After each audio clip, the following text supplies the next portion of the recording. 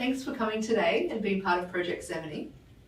Today we have Mayor Karen Williams with us, and we will be asking her a bit about her history and what she loves about the Redlands. So thank you for coming. Pleasure. So we have you as first elected into council in 2004. How was that? Well, it was a new experience, entering the political hemisphere and understanding what it takes to become elected and what your community expects from you. It was definitely a learning experience, which I'm still on the curve. Absolutely, and then you became mayor in 2012. That's right. Yes. So the last 7 years. What did you do before public office?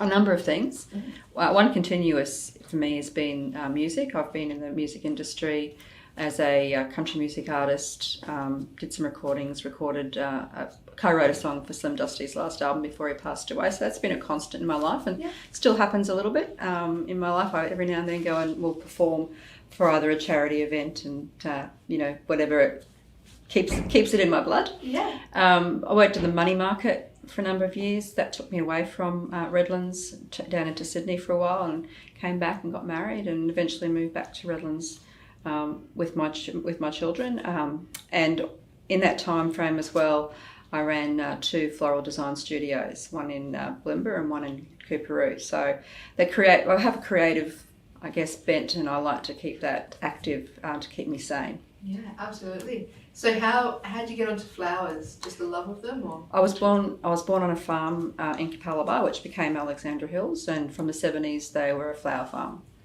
So there's my connection. That's amazing. So small business tends to be something that runs in the family, with your daughter running Mount Cotton for Rainforest Gardens. What do you love about small business, and what does small business mean to the Redlands? Oh, look, obviously small business is a really important part of our city. The majority of businesses here are small businesses. I suppose small business allows you to have your own fingerprints on the products and services that you deliver. And, if you're in the market as a customer, you always know what you can do better. And so just like politics, I put my hand up because I thought I could do something a little better, or maybe something that's missing in that sphere. Same with small business. And I came from that family. My parents were farmers and sold flowers from the farm and vegetables from the farm. So it was kind of innate, really. And now my youngest daughter is doing the same, and great customer service, which is what makes any small business successful. Absolutely. So how long have you lived in the Redlands, and what is your family connection to the land? So was born here, left for a few years just to, not only just discover the rest of the world and find a job, but also when I first got married. So a good part of my, half century that I've been around I've been here in Redlands. And what have you seen change or grow in that period of time? Many, many things, including the population. So when I was first born in Capalaba, there was a dirt track. So Finucane Road was a dirt track. So now we see a 4-lane highway. But with that has come other opportunities, not only employment, but, just access to services such as shopping centres and medical services. Previously, my parents would have to travel to Stones Corner or Wynnum to get some of those services that weren't available here. So we've now got great schools. I had to, travel out of Redlands to go to a Catholic school because there was only one high school here in Redlands when I was around that age. Although population has its challenges, it also brings opportunities and access to services and products, which is what the community always asks for. Yeah, absolutely. So you have a German-Polish heritage, and how do you keep that heritage alive whilst living in Australia? Sure. Well, yes, I'm first generation Australian. And so if you ever visit my kitchen, you'll see influences of both my German and Polish heritage. I spoke about my music career, and certainly I was classically trained as a singer and played piano and a couple of other instruments, but in the sort of desire to keep my German cultural heritage alive, I'm a professional Bavarian yodeler in my spare time, and that too has been picked up by my youngest daughter, who also will travel the world to be a yodeler at an Oktoberfest and other parts of places like Japan. So that certainly keeps me alive in that part of my heritage. I've reconnected with my relatives in Poland, and so though I can't speak the language, I still do drool and desire Polish food, and so every now and then in my kitchen you'll see me trying to recreate some of those cultural pieces like pierogies. Awesome. Is that your favourite? It is definitely my favourite Polish food. And sauerkraut. I make my own sauerkraut, so there you go. That's definitely making me a real kraut. Yeah, absolutely. So you're mother of two. How have you found that journey? The Redlands Hospital is 20 years today since we had our first baby born.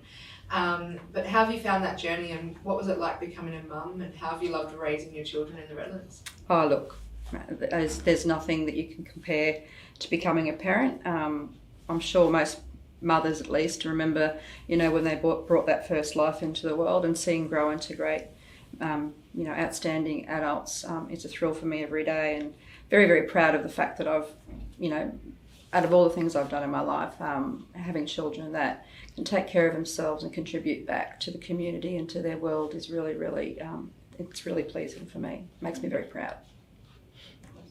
And so you've explained already some of your passions, including music. Out of the instruments that you can play, what's your favourite? Oh, gee whiz. It's horses for courses. I love tinkling the keys of a piano because of my country music background, picking up my guitar and being able to travel with that is really rewarding for me. But I have so many different instruments. I've got a set of Austrian cowbells as well, which I can play because that's my cultural influence again. A ukulele, which I love to learn. So it really depends on my mood and where I am and what I'm trying to achieve. But the guitar's always great because it's a great instrument for writing music, and not that I do much of that anymore, but yeah. So what excites you the most about the future of the Redlands? Oh, look, I think as I travel around the world and travel around the region, I realise that we're still very undiscovered. And our beautiful coastline, the fact people don't know that we have the shores of Moreton Bay lapping on our 340 kilometres of beautiful, pristine coastline, our islands. And we're right here amongst southeast Queensland where the population is growing. That really excites me. I think there's great opportunities for our future generations to be able to leverage off where we are and who we are, not losing sight of the fact that we're still a small enough, tight enough community that when people do discover the geography and the beautiful environment of Redlands, what really impresses them when they leave is actually the people that live here and the caring and the sense of community. Once you've been a part of a family of Redlands, it's a feeling hard to forget. So all of those things put together, I think the future of Redlands is really strong, particularly if we can encourage our young people to participate in society and community, and our Redlands community in particular, because I think there's great value for them into the future as being distinctly different from the rest of the world. Absolutely. So the word innovation gets thrown around a little bit, but what does innovation mean to you? Look, it just means thinking outside the box. I used to have some words written up on my whiteboard in my office, and I'll probably forget them now. But, if you continue to do things the same way all the time, you're going to get the same results. In a changing world, we've got to look at improving our results or doing things differently. So innovation is just stepping outside of what you're used to and looking at different ways of achieving them, whether that is different ways of being transported. We're talking about autonomous vehicles, or whether it's just different ways of looking at your figures and your budget and how you can get a better outcome for your community from a government perspective. So innovation is just stepping outside the regular and achieving things that you wouldn't expect to achieve by doing things the same way. Awesome. What are some of your favourite places in the Redlands? It's like choosing my instruments. Well, look, I've got a strong connection to where I grew up around Alexandra Hills and Capalaba. So as a young child, Tingalpa Creek was a place that we would spend an afternoon on a Sunday just, swinging off the ropes and watching the tides come in and out of Tingalpa Creek. So John Fredericks Park around there has a really special place in my heart.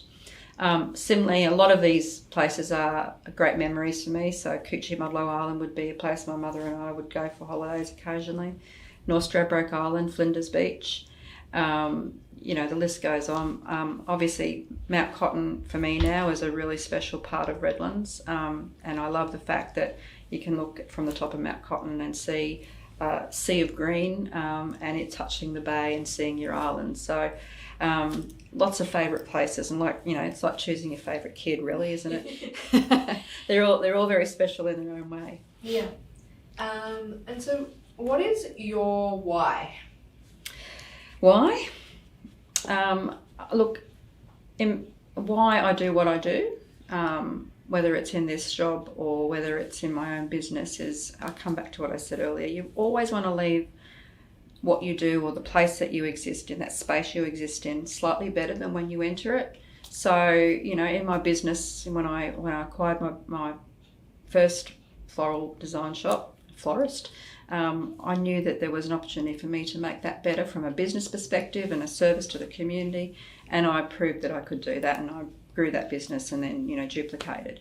Similarly here in local government, it's a much bigger ship to turn around and to navigate and steer, but you only just want to leave the place in a slightly better way than when you found it. And look, that means a lot of things to a lot of different people, but I want to make sure that my children, my grandchildren, my great-grandchildren, everyone's future generations actually see the value of the place that we live in and want to stay here and build on those great people that have come before me and into the future. So that's my why. It's just making the world a better place in your own small way, in your own small space. Yeah, awesome. And I guess I'm down to sort of the final question. Or is there anything else you'd like to add? Everyone wants you to yodel, but I don't know if I'll ask that, because that might require warming up. No, yeah. Yodelay-o-o-dee. Oh, that's a really short snapshot. Cool. Look, I just want to encourage young people to celebrate. Like, I know, people have various ideas of what Redlands means to them, but our young people are the future. I want them to celebrate what this place is and the potential it has for them and their families into the future. That's my big driver. Yeah, that's mine also. All right, so the question we had was in regards, because everybody were asking about Vegemite being an Australian icon. How do you put Vegemite on toast? Okay, well, it has to be preceded by the right crispiness of bread, because you don't want it to be too soft. It's got to be crunchy. And you've got to get the butter around to the side of the toast, all to the edges, and then it's a very sort of slow but smooth spread of a thin layer of Vegemite to go right to those edges, and then you let it sit for about 3 seconds. It's got to sit. Yeah, and then as it sort of starts to absorb into that crusty bread, and your mouth starts to water, that's when you just gobble it up.